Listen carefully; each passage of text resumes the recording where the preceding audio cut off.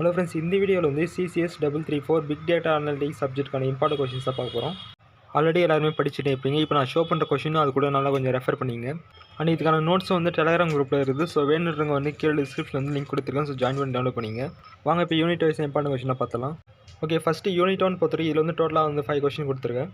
இதுலேயும் முக்கியமாக அந்த ஃபஸ்ட்டு 2 கொஷின் ரொம்ப இம்பார்ட்டன்ட். ஸோ ஃபஸ்ட்டு அந்த 2 நல்லா தர பண்ணி ரிமைனிங் வந்து நெக்ஸ்ட் பாருங்கள்.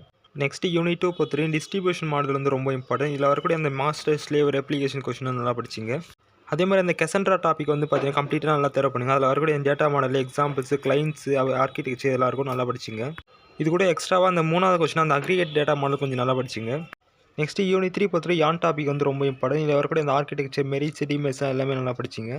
இந்த கொஸ்டின் ஃபஸ்ட்டு நல்லா படிச்சிட்ட பிறகு ரிமைனிங் இருக்கிற அந்த 3 கொஸ்டின் நல்லா படிச்சிங்க. நெக்ஸ்ட் யூனிட் 4 பொறுத்தவரை HDFSோட டிசைன் நல்லா கம்ப்ளீட்டாக நல்லா படிச்சிங்க.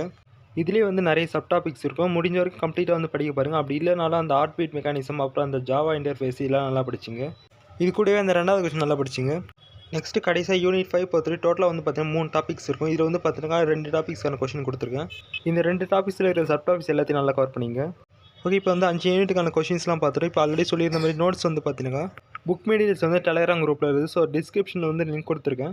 ஸோ நோட்ஸ் வேணுன்றவங்க குரூப்பில் போய் டவுன்லோட் பண்ணிங்க.